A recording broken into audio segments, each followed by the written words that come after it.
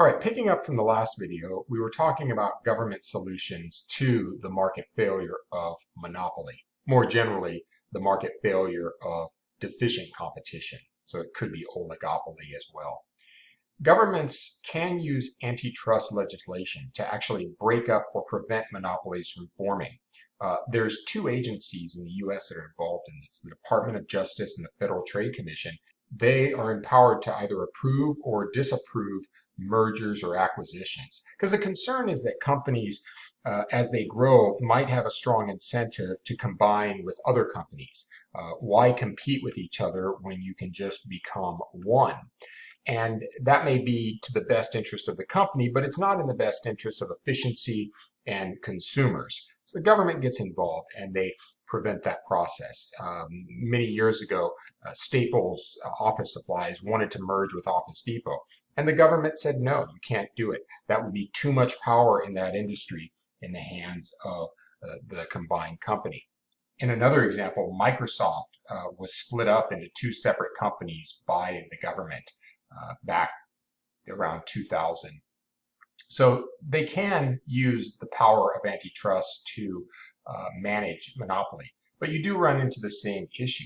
The legislation empowers the government to take action and break up or prevent monopolies from forming, but sometimes companies become very influential in government, capture that regulatory environment, and end up using the government as a means towards their profiteering ends. You got to be careful. Market solutions are another way of dealing with monopoly. And it seems kind of odd because you say, well, if a monopoly is a market failure, then how can the market solve it? Well, this happens all the time. Markets sometimes fix their own failures.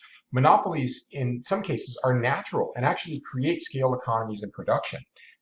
If a monopoly forms because it is in an industry where there are large economies of scale, that means that that company has grown because it has been able to lower the costs of production, making it more attractive than any other competitor. That's a good thing. We want companies to grow and take advantage of those scale economies to get the lower cost production. That's part of productive efficiency. But we run the risk of a company that has those scale economies becoming so large that they don't have any competition, and they end up using that to jack up prices and produce a lower quality product. So there's a trade-off here. You look at like SDG&E again. That's a natural monopoly. SDG&E goes out, they string power lines all over the city, and then there's really no reason for someone to compete with them. They have economies of scale, meaning that once they've got power lines to every house, they can provide power at a lower average cost than any competitor could if they came in and tried to compete. But SDG&E is also in a position, because of that monopoly power, to increase prices and cut the quality. What we don't want to do, though, is jump to the conclusion that regulation is the only way to eliminate monopoly power. Okay, let's now move on to the next potential market failure. Externalities. These are one of the more common justifications for the state intervening in the market. And it occurs when market transactions affect uninvolved third parties. Remember, the market is a voluntary exchange arena. The buyer goes in and the seller goes in to better their own situation through trade. They are the actors that make the decisions that lead to all the outcomes. However, they make those decisions based on the costs and benefits to themselves, not to third parties that may be affected by their decisions. For example, a positive externality is where the private benefits are less than the social benefits. The market will end up producing too little of a good. Classic example is vaccines, like a flu shot. People that get flu shots consider the private benefits, but those private benefits are less than the social benefits. Why? Because if you get a flu shot, yes, it benefits you, but it also benefits third parties. They're less likely to get sick. Because of this imbalance here, people as consumers in the marketplace value flu shots less. They're willing to pay less for them, and they're less likely to get a flu shot. But if society were in charge, more flu shots would be purchased and there'd be a willingness to pay more for them. So the market will produce too little of a good. Another example is education. The private benefits that go to the student, the consumer, are less than the social benefits. And that means students undervalue education from society's standpoint. They consider the lower potential unemployment for themselves, they consider the higher income they're going to make, and all the things that benefit them, but they don't consider that society will benefit from that education. There's more technology produced, there's more businesses created, there is more stability and lower crime in a society that has an educated populace. So the market will produce too little of education. Negative externalities, in contrast, have private costs that are less than social costs. And these often occur when businesses only take into account a portion of the costs that are truly being created by their production. Example, if a manufacturing plant goes out and produces cars, they are creating private costs. They have to pay the workers' wages. They have to pay interest on any loans they took out. They got to pay rent for the land they use. They got to pay all those costs of running a business. But if that same plant is polluting the air or polluting the water with its production, then the social costs are greater than the private costs. Society sees costs far more than the individual business does. In essence, the business underestimates the true costs of production and overproduces the good as a result. So we get too many manufactured goods. Look at some countries that have high air pollution levels, like China, and you'll see that many of the costs are not considered by the companies. So the state may have to get involved in order to bridge that gap. Government solutions, therefore, are available.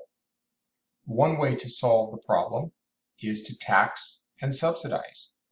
If you tax something, you get less of it. If you subsidize it, you get more of it. Right? Tax is where the government takes money from people.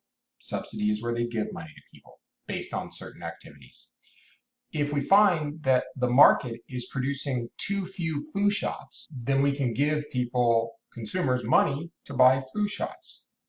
If we find that the market is producing too little college education, then we can give students money to buy college education. In both cases, it would raise the private benefits to more closely match the social benefits, right? As you're giving money to those individuals, their private benefits from buying that good go up. If, in contrast, we find there is a negative externality, then we can tax it. That manufacturing plant that is polluting the air, well, we can tax them for producing too much. We can tax them so that their private costs go up to better align with the social costs and eliminate those externalities. Another option for government is to regulate. They can set a quota on goods that generate negative externalities, for example. You can tell that manufacturing plant that they can only produce a certain amount of the good, therefore limiting the negative externality by quota. Alternatively, the government could adopt a cap and trade policy, which is a fusion of market and government. It's where they cap the amount of pollution and then issue tradable permits based on that cap. The reason that this is often used is because it incentivizes companies to reduce pollution on their own. If you have a permit to pollute, then you have an incentive to find ways to reduce pollution so you can sell that permit to someone else. And then they have a permit to pollute, so they have an incentive to find ways to reduce pollution so they can sell that permit to someone else. So over time, the theory is that it will reduce pollution. Regulation can also be used to deal with positive externalities. The government could mandate that people get flu shots, or if a vaccine comes out, for an epidemic, then they can mandate that. Also, they can require people go to school. We already do that in the K through 12 system, where parents are required to send their kids to school. If they don't want to send them to a government school, then they have to buy it for their kids through a private school. But that's regulation, setting a quota to correct the positive externality. All right, market solutions can emerge to correct externalities, just like market solutions can emerge to correct monopolies. And the theory here is applied primarily to negative externalities and comes from Ronald Coase. He was a big theorist in terms of pollution and environmental economics, and he believed that we jump too quickly to the government solution, when in some cases markets will work just fine. A Coase market is a market where transaction costs are low and market participants have full information. In these environments, markets tend to work really well, and they will eliminate even externalities. Now, just to be clear, transaction costs are the costs of bringing the buyer and seller together, right? So they have to be low in order to incentivize that interaction. And information is necessary. The buyer has to know what they're buying, and the seller has to know what they're selling. More specifically, the buyer needs to be able to value the good before they're going to buy it. So they got to have some sense of what it's worth in their eyes, and the seller has to be able to value the cost of making the good, so they know whether they want to produce it or not. But if that's the case, then you would expect markets to succeed. And if you actually look at the things that markets produce, usually there are relatively low transaction costs, right? And market participants have access to sufficient information.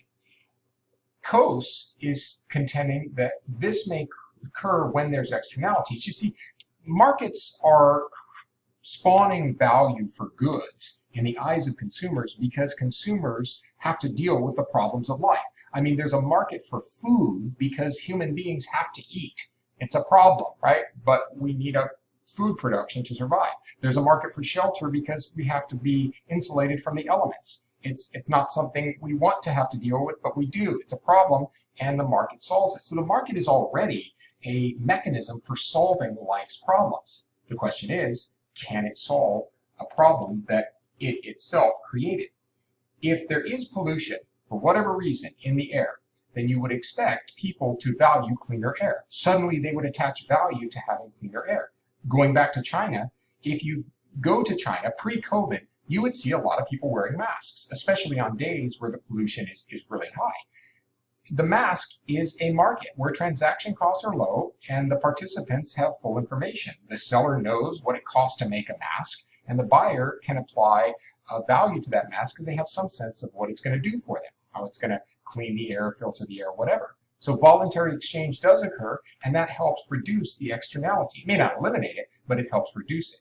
And so masks are one example of a market solution. Of course, we know that that is insufficient in most pollution environments, which is why most countries do have an element of government solutions as well. But Ronald Coase is saying that we do have to acknowledge the potential for these solutions and see if they will correct the problem before we jump to government corrections. Okay, now let's move on to another potential market failure, that of the public good. These are goods that have two characteristics: non-excludability and non-rivalry. The non-excludability characteristic means that if a producer makes the good, they cannot exclude non-payers, which means a producer would go out, assemble resources, make the product, and then people, buyers, could get it for free. Even if they value it a lot and would be willing to pay a lot for it, they don't have to because they cannot be excluded. An example of a non-excludable good might be a lighthouse, where if you built one, you would be providing something of value to ships that are trying to orient themselves towards the shore. But once you build it, you can't exclude ships from benefiting from it. Whether they pay for it or not, they get it for free. They're called free riders. So public goods, because of non-excludability, create a free rider problem. And that makes them much less amenable to the entrepreneur who produces something for a profit, so they don't get produced. This is the biggest problem that the public good faces. We'll pick up there next time.